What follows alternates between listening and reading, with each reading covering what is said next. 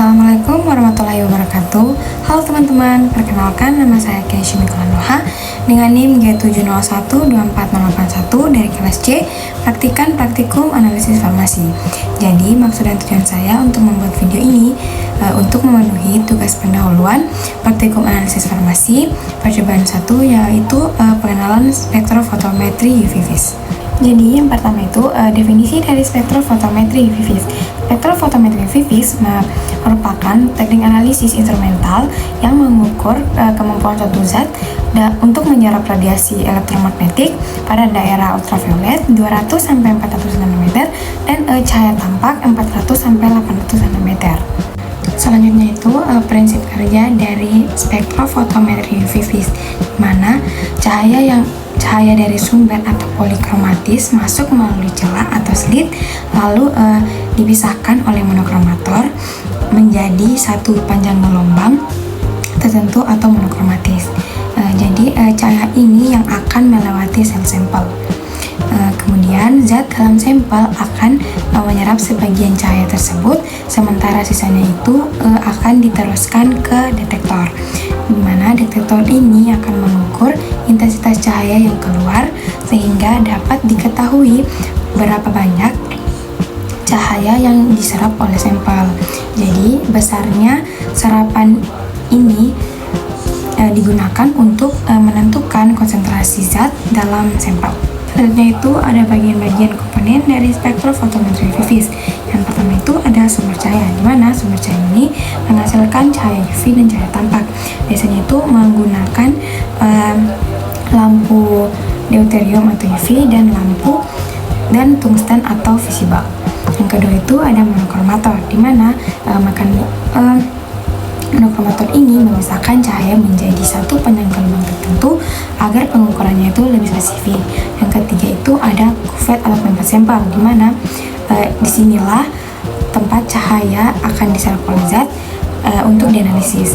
Yang keempat itu ada detektor, di mana detektor ini menangkap cahaya yang keluar dari sampel dan mengubahnya menjadi sinyal listrik. Yang kelima itu ada penguat sinyal atau amplifier, di mana digunakan untuk memperkuat sinyal dari detektor agar lebih mudah untuk dibaca. Dan yang terakhir atau yang keenam itu ada display, yaitu digunakan untuk menampilkan hasil pengukuran, biasanya berupa nilai absorbansi atau konsentrasi.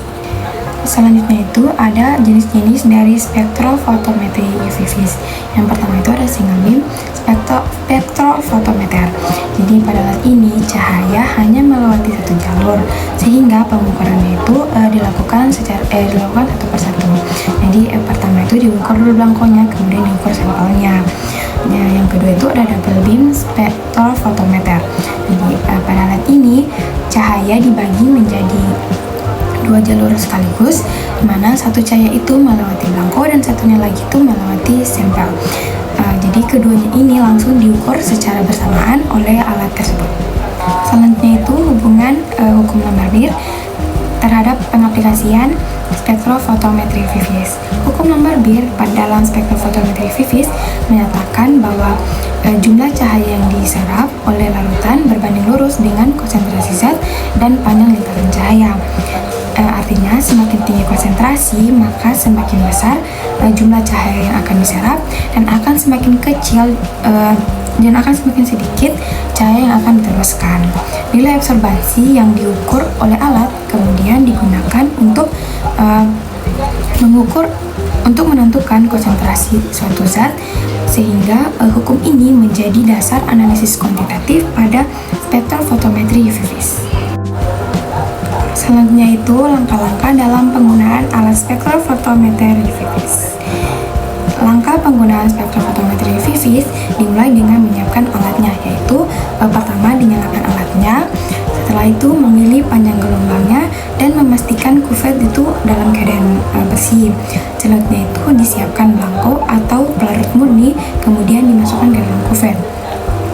Lalu dilakukan pengaturan nol atau zero blank agar alat itu siap untuk digunakan. Setelah itu dibuat beberapa larutan standar dengan konsentrasi yang berbeda-beda, ukur absorbansinya dan dibuat kurva kalibrasinya. Kemudian nilai absorbansi yang diinginkan. Dan yang terakhir, gunakan kurva kalibrasi atau persamaan yang telah diperoleh dari pengukuran tadi untuk menghitung konsentrasi suatu sampel.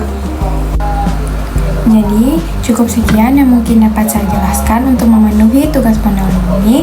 Jika ada kesalahan kata, saya mohon maaf. Saya akhiri. Wassalamualaikum warahmatullahi wabarakatuh dan shalom. Bye-bye.